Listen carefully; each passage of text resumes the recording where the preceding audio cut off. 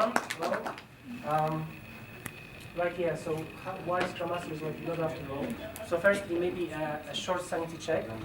Who of you know what Star Wars universe is? So just raise hands if you are familiar with Star Wars universe. Okay. Okay, 2, 3. Okay, so maybe do you know what Yoda is? Like, this figure, Yoda. You probably know, right? So also raise hands if you know Yoda. Yoda. All right. Okay. So just before we start, some groundwork. So Star Wars is a fictional universe, and with this universe, there's this character called Yoda. And Yoda is the wisest, the wise person there, the wisest Jedi. And we'll do a deeper dive during the presentation. So maybe I'll just explain more further when we get there. Right. So this presentation is not about how reality works. It's about my personal journey. I'm a Scrum Master. I used to be Scrum Master from like 7 years already. So I would like to share my personal journey of understanding the role. How I at first felt about the role, what I did, how I understood my responsibilities, and how it developed, and how it responds or not responds to the Yoda metaphor. Okay. Right. So I'm the guy here in the middle. Not really, but the glasses are correct.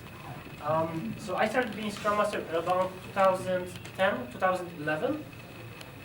And I think what you need to know is that I came from project management world. So before I was project manager. And back then in Poland we didn't have a lot of role models in our Agile community. Agile community in Poland this year, 2010-11, it was pretty fresh, pretty new. And all the data, all the information that I can get my hands on was about that Scrum Master help with solving impediments, help the team. They were like not very precise, I would say. And in my mind, I understood the role as a kind of coordinator. So I'm a kind of coordinator. I used to be a manager. Right now I'm working with the team, not with stakeholders. I'm kind of coordinator. I'm trying to be helpful. I'm trying to solve problems, but actually solving problems myself. I'm trying to build communication by, being me as the middleman, as the main communicator. And I was thinking that this is the role. Well, as you can see, it wasn't very inspiring back then. Right now, it's way more so. And I think there's a lot of buzz about Agile and Scrum Masters in the blogosphere, in the internet. Everyone is doing this. This is the hype. At the same time, like for me, the role felt very uninspiring. There's nothing to really feel energized about the role. Like, so what's the hype about? So I started going conferences, Agile conferences in particular, and I went on quite a few. And there was a common theme about Scrum Master role. So this is This is a picture from the first Agile conference that I attended, and the second, the third, and the fourth, and there's a common theme. So if you don't know Star Wars, maybe the theme isn't very clear to you, but the Scrum Master is depicted as a Yoda, right? So maybe I'm pronouncing it correctly. It's Yoda, right? Yeah. Yoda. Okay, sorry. So maybe right now it makes more sense. Yes. So the true Scrum Master is like a Yoda, Yoda-like figure. We have Yoda-like figure here, and the Scrum Master is the master of Scrum. He's well-trained and has Agile mindset. And this was all great. I would like to be Yoda myself, but it just doesn't adapt, right? Particularly this master of Scrum thingy here, Yoda is master of Scrum, and just don't judge me very harshly. Back then, I was thinking that Scrum is a process.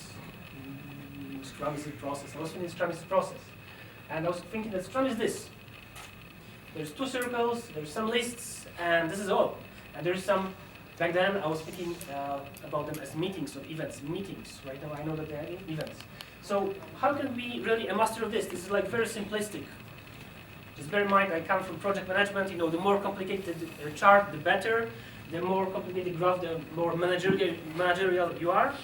So this is Scrum for me. This was Scrum for me, and it just doesn't make any sense that someone who works on this is a Yoda, you know, a master-like figure. So I was comparing myself, again, here in the middle, me being poor Scrum Master, and Yoda, you know, this very wise guy. And I was thinking, okay, so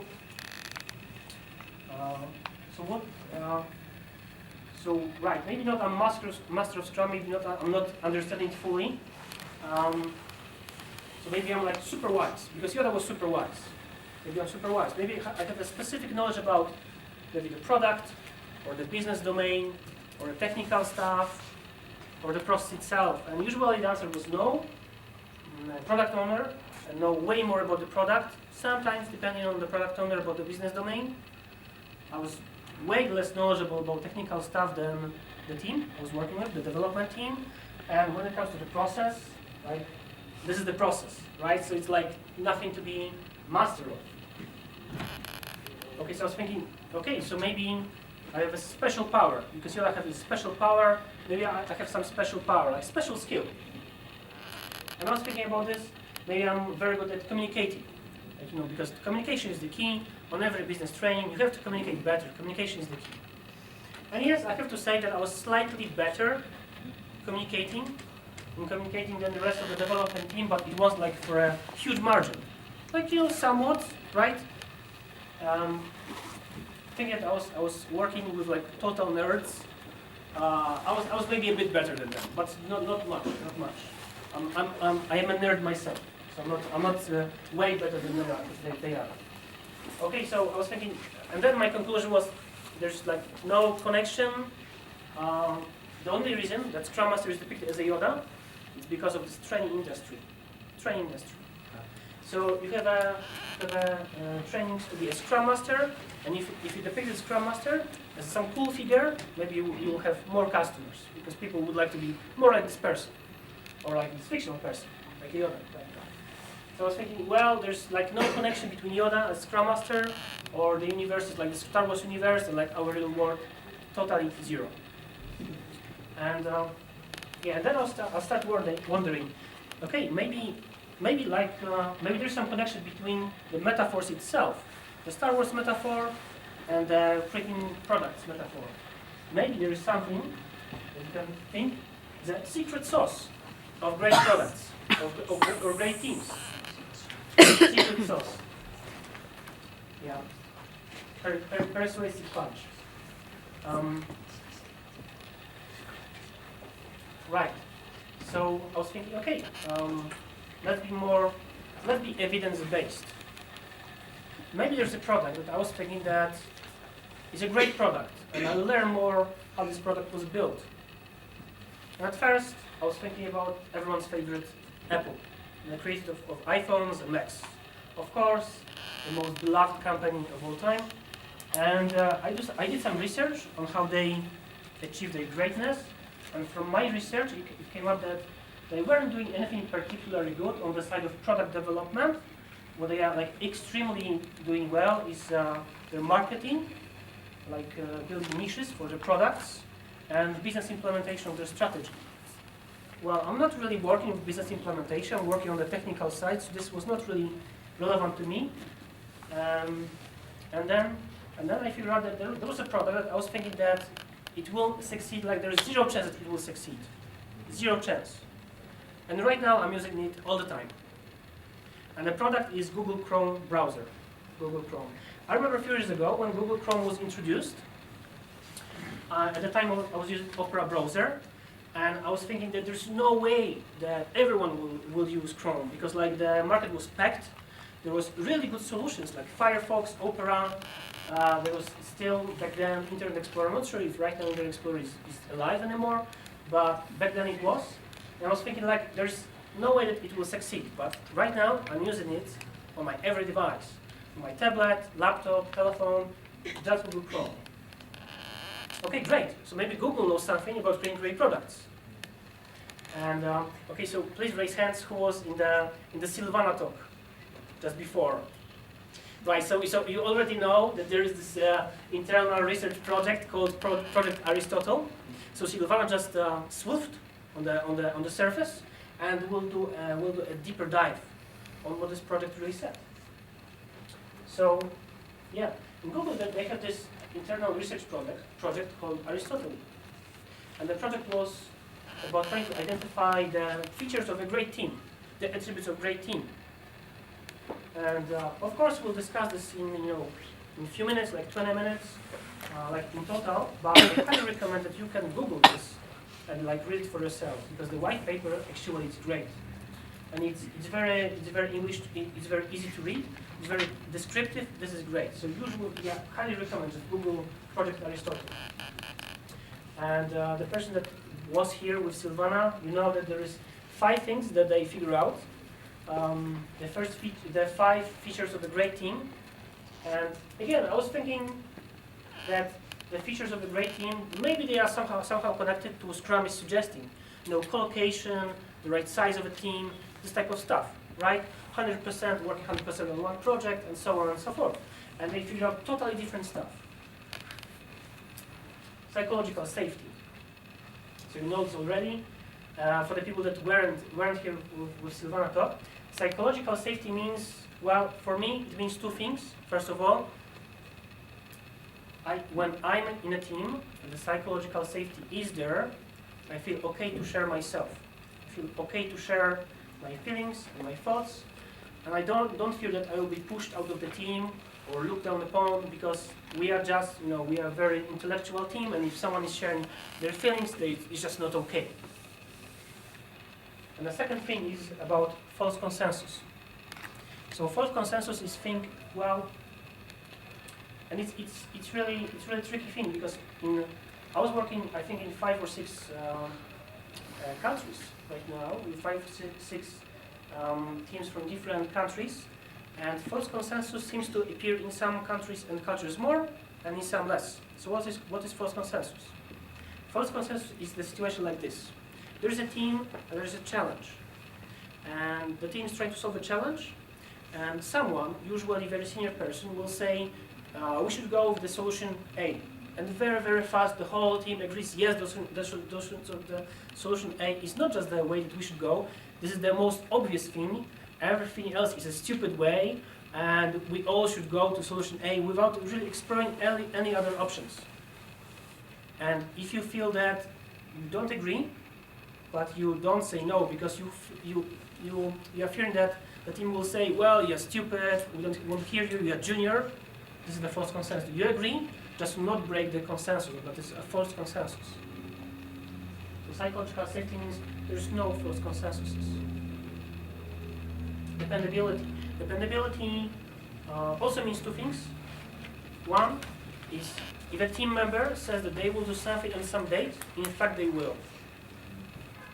And as you can see, it really nicely builds on the psychological safety. To set the real date. And probably the real date will be not so pleasing, probably way longer than you expect. But you would like to say the true date. You need the psychological safety. So if a team member says that they will deliver something on a date, in fact they will. And the second thing is that if there is something to do, some kind of work, and it's in the middle of responsibilities. It's not analyst, it's not developers, it's QA, it's not Scrum Masters. There's something to do and no one really knows whose this task should be. Someone will just pick it up. It will not lay there, in infinity. So dependability. Clarity of rules. Clarity of rules, from my perspective, means first of all, I know how I am measured as an employee. Am I measured as an individual or team member? What kind of KPIs is there to measure me? To what kind of KPIs I should optimize myself to work if I would like to be, so Maciek is a good employee. So clarity of rules, how I am measured, and this is clear to me. Meaning, so there is something more to work than work. I would say that for people that I know, they work not just for money. There is a lot of stuff that people work for. There is connecting with other people. Then there's feeling achievement when you hit a crucial deadline or deliver a product. There is feeling of status when you are senior to someone else. And all these things come to you because you work. So this is not just money, but meaning is something more. So maybe I'll just give you an example. For me, the minute that I would like to, I'm sticking in my work is learning. I really like to learn myself, and I really like when other people are learning, and I just see the sparkle in eyes. So I would like more of this, more of this. So for me, the thing that is meaningful in work is learning, to maximize learning. And the fifth is impact. Impact is influence other people's lives. I was sharing this story already, but I will share it once more.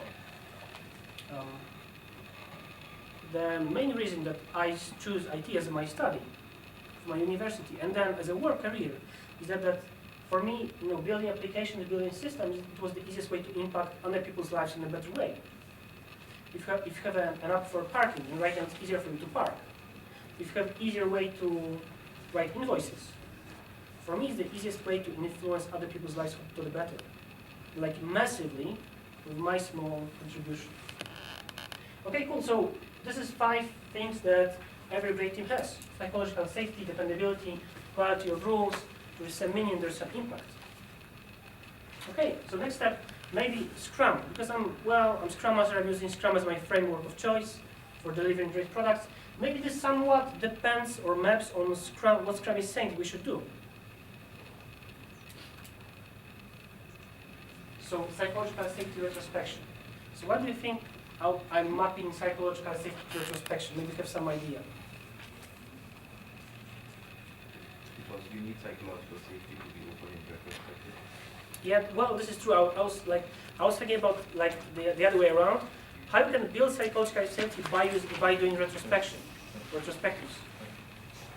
And like for me, the first rule of doing great retrospective is like having this rule, like common ground, that whatever happened, everyone had good intentions and did the best way they could, depending on what they know and their abilities. So the intention was good. Whatever happened, the intention was good. And right now, we can tweak actions or outcomes, but everyone is okay, everyone is great. Maybe what we can tweak is we can learn each other better about some topic. But when it comes to heart and mind, everyone is here, and we are working towards the same goal.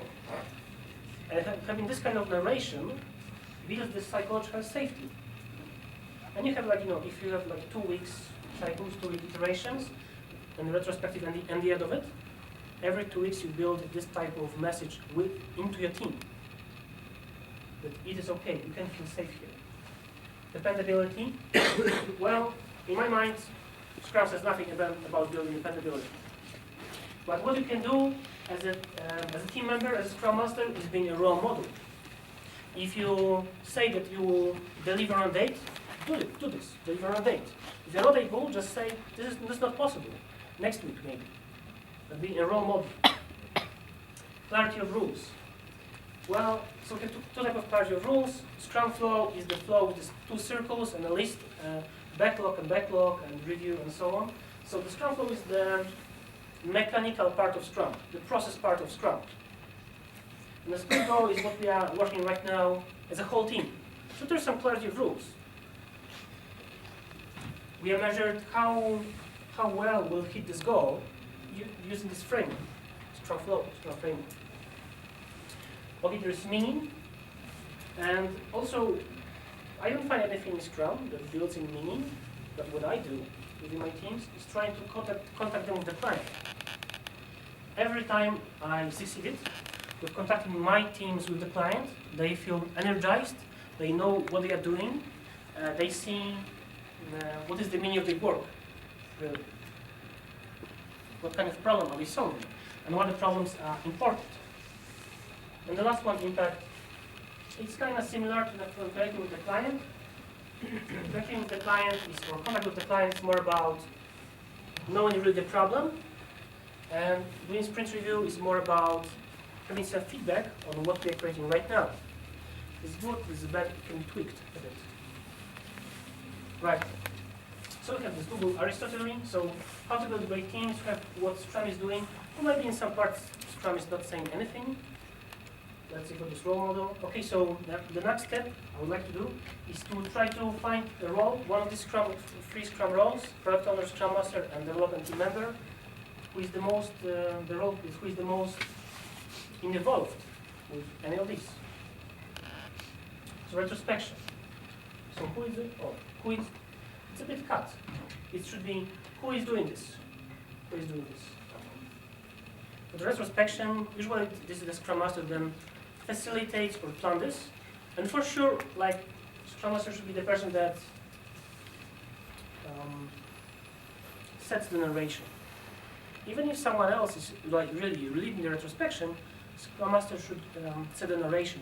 This is for us to improve. It's not to find the blame or shoot the blame pistol or whatever. This is for us to improve. And the past is not so much important, the future is more important. What will change is the narration. Okay, the next one is the role model. So which of the free Scrum roles do the most role modeling? And I think everyone can be role model. Everyone can be role model.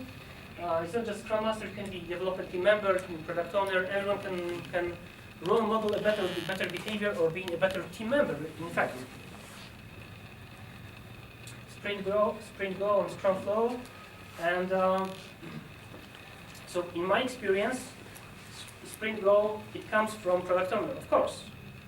But, you know, from my experience, I was usually the first person to ask, okay, so what is the Sprint Go, right? So should we just deliver a bunch of unrelated stories, or there's, you know, some center of gravity of what we are doing right now? And maybe it's a better way of working if we have the center of gravity named. Contact with the client. I write here Scrum Master because, in my experience, I was usually the only person reaching for the contact with the client. So sometimes product owners are the voice of the client, but this is not the same as having contact with the client for a team. Or maybe sometimes they facilitate communication in a way. This is more like contact with the client. So in my experience, I was the only person reaching for the client, like to physically meet the team with the client and just discuss. And sprint review. I like to think that product owner is hosting the sprint review. He's the kind of owner of the meeting, and Scrum Master facilitates it and maybe helps the product owner to do a better job with sprint review. Okay, cool. So this is how this all plays out on the like process level, let's say. Let's go back to Yoda metaphor, and let's go back to what kind of character Yoda was in one-to-one relationships when it comes to all the movies and great stuff. So here we have Yoda, and here we have our Scrum Master. Well, it's more like me, really. So what I did to be more like Yoda. So Yoda, he's famous for his funny talk, not grammatically correct talk, but he's also famous for not giving answers and encourage thinking. You know, when you ask Yoda something, he asks you back, doesn't give you answers. So what I'm doing, or what as Scrum Master you can do, you can coach the team. Well, and I don't really agree with this. I don't coach a team. I feel that, well, it's like coaching is a buzzword right now. Everyone is coaching everyone.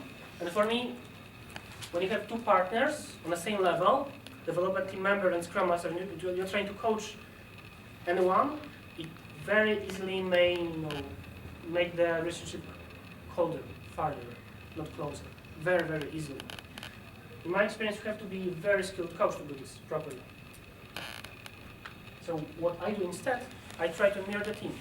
What means mirror the team? It means naming what is happening. So an example. So let's say the development team is trying to finish as much work as possible during the sprint, and maybe they figure out that they are not able to solve, to deliver a particular user story or product backlog item, and they want to cut some part, split as a separate ticket. And what you as Scrum Master can say, you just name this. Okay, so you are trying to look better but deliver less. You are trying to somehow maybe manipulate the client, what's happening really here, because this is what I'm seeing. So trying to name what is happening, right? Or maybe when the whole team is jumping into the first reasonable solution, you can call this, well, it seems that we have this false consensus going on right now, right? Because we didn't really explore the topic at all. So bring the mirror to the team, try to name what is happening. So Yoda famously was a teacher, so he teaches these Jedis. And what you can do as a Scrum Master is conduct workshops, which is cool because I just like conducting workshops. But yeah, I knew a lot of Scrum Masters, and a lot of them conduct some mini workshops, usually on some kind of soft skills. It can be on like also systems thinking, or even Kaizen, or whatever, or giving feedback, or communicating properly, like one-to-one, this type of communication, conducting workshops. So Yoda was master of the Force. So there's this thing in the Star Wars universe, the Force. And the Force is the thing that makes the difference between,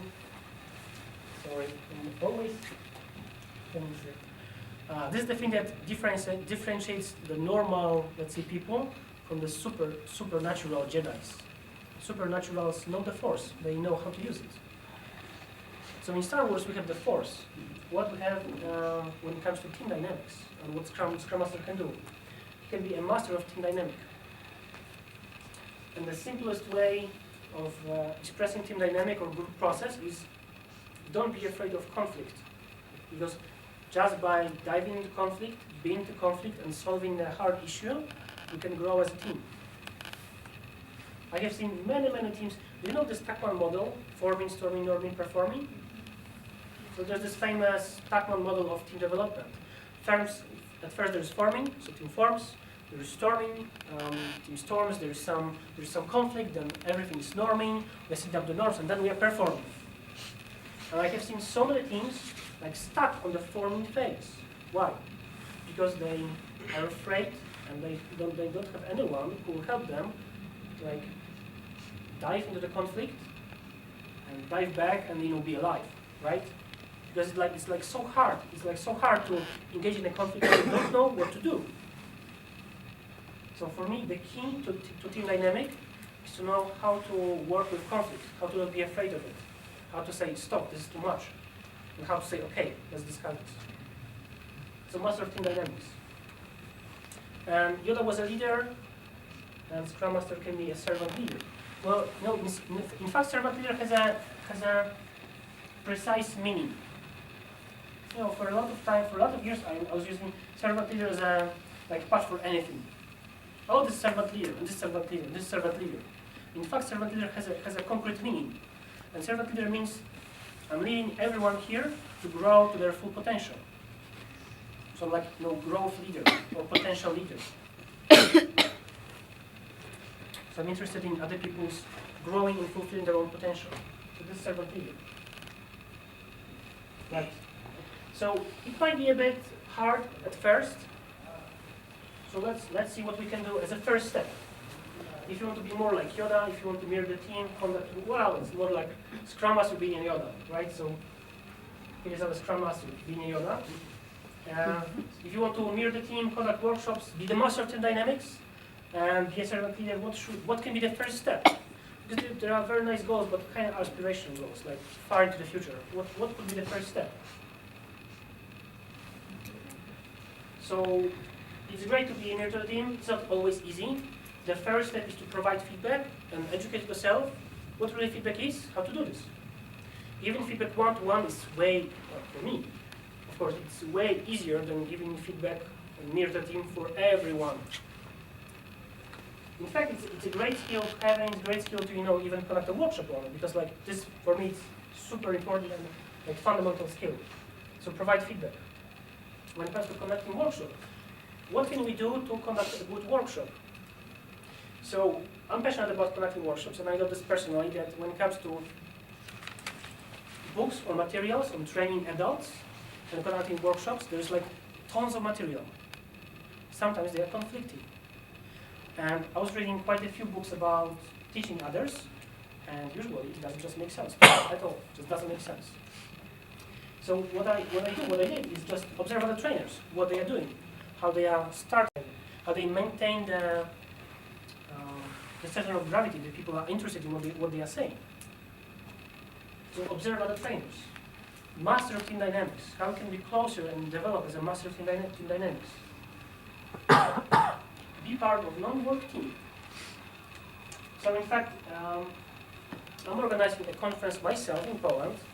I'm doing this with not my colleagues with work, with just random people. We can say random people, my colleagues, but they are not working in IT. They are not working in the same company, and it's funny because right now I can say that for me it was way easier to see some stuff that is happening with this non-IT team, because I don't have like the same, oh, this is this, or this behavior is this. It's like there's less categorization and more like being there and just sensing what is happening. Just because this is not IT team, not work-related team. So for me this was great, being part of non-work team members. And servant leader had one person achieve their one learning objective at a time. In a servant leader, it's all about enabling others to learn. So it's enabling one person to achieve their one learning objective at a time. Right. So this is all good and great, but I would like every one of us to be a bit more like Yoda. So I have a challenge for you. And the challenge has 3 steps. First step is to take out your phones. To take out your phones.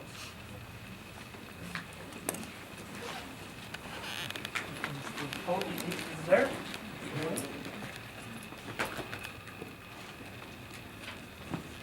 When you have your phones, please open the calendar app that you are using.